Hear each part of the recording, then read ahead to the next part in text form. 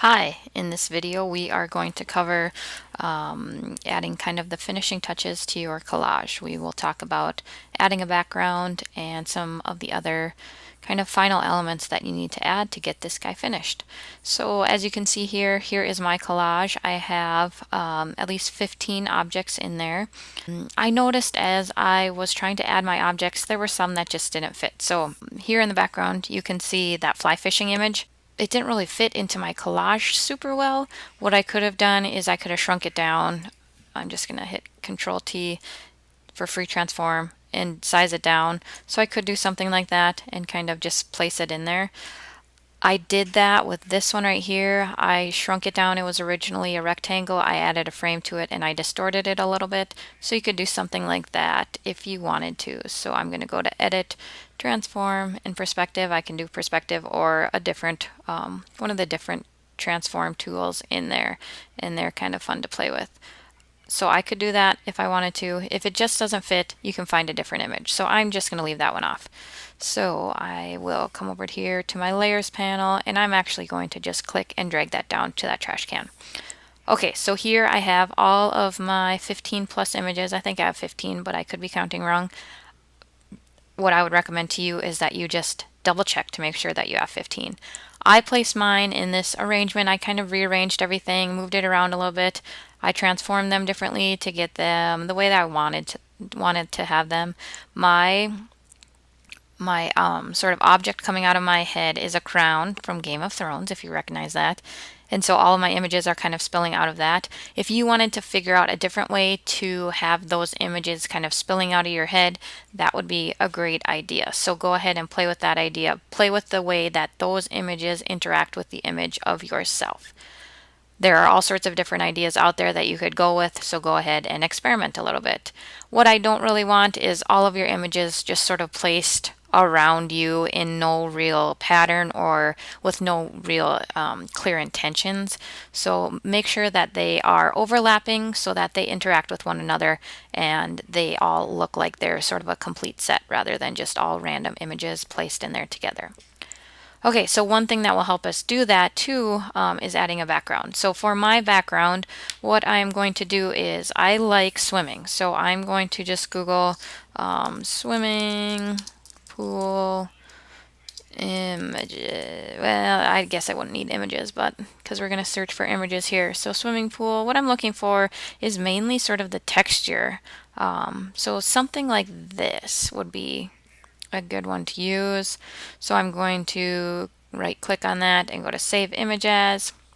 I'm saving it into my folder where I have all of my other images, and then I'm going to place that in here. So File, Place Embedded, and I'll place that in there. So I'm placing my pool image. It's not big enough, so I'm going to increase the size of it. I could just pull it out and fill that space with it, which wouldn't end up probably being too bad with this one. So let's see. So that looks okay.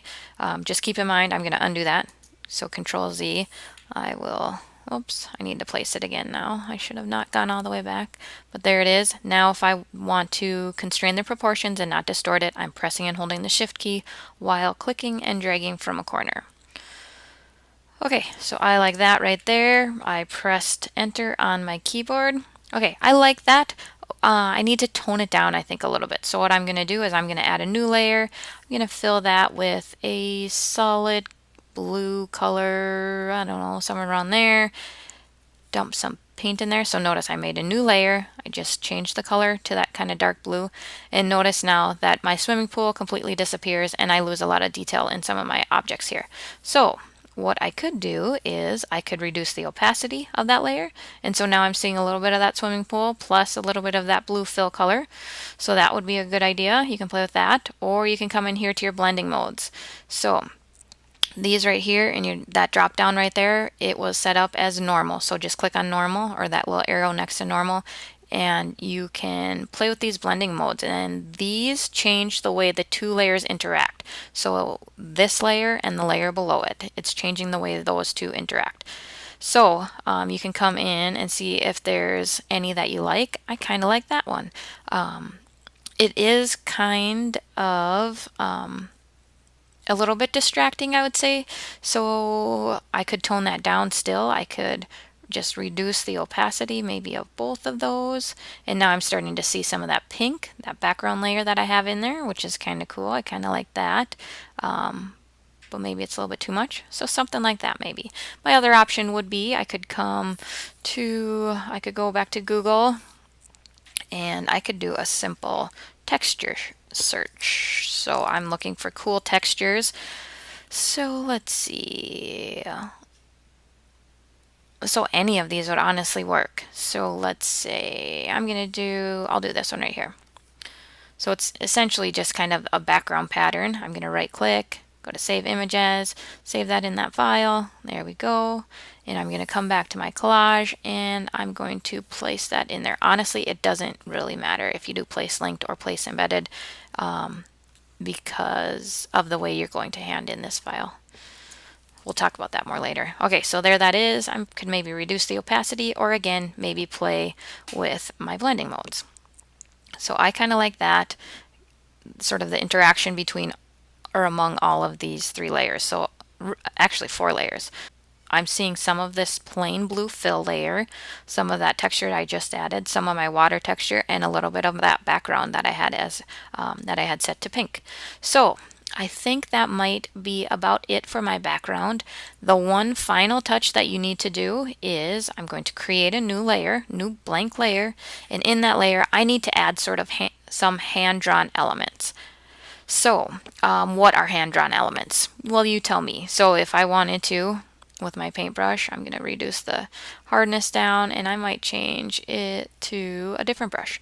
So I could just come in and add sort of some hand-drawn elements. I'm just going to do this real quick, but you'd probably put a lot more effort and time into it. And you can come in and add those sorts of flourishes. Okay. You can keep that on that top layer, or those could get dragged down below some of the other layers. They can be integrated with some of the other images, or they can look completely separate. I could make something coming out of my magic wand.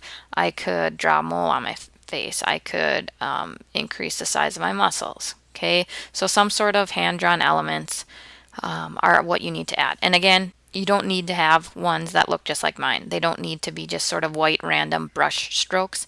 See if you can find a way to sort of integrate them into your collage. So what does that mean? If you play the piano, you could draw some notes. If I play golf, so maybe I draw a golf club. It's just to get you using some of those other tools too. So again, paintbrush is a good place to go with that. If you wanted to draw some on paper and scan them in or take a phone pic and upload them, you could do that. This actually is a hand-drawn element, I would say right here. It's digitally drawn, but I drew it myself, so I drew that in Illustrator, that little camper scene right there. So that would count. So go ahead and do those few things. So your last kind of steps for this project are to add some of those hand-drawn elements and to finish off the background. So put something in the background that makes sense within the whole collage. And again, make sure you're paying attention to all of the placement of your objects. I think mine needs to get rearranged just a little bit more. I don't necessarily love the way I have everything placed. I think I need to wiggle some things around and all of that. So keep in mind that you can use your move tool and move layers, right? If you need to select a layer to move it, go ahead and click on it in your layers panel. So I have clicked on my macaroons layer and now I can move that. I can control T and rotate that or resize it, right?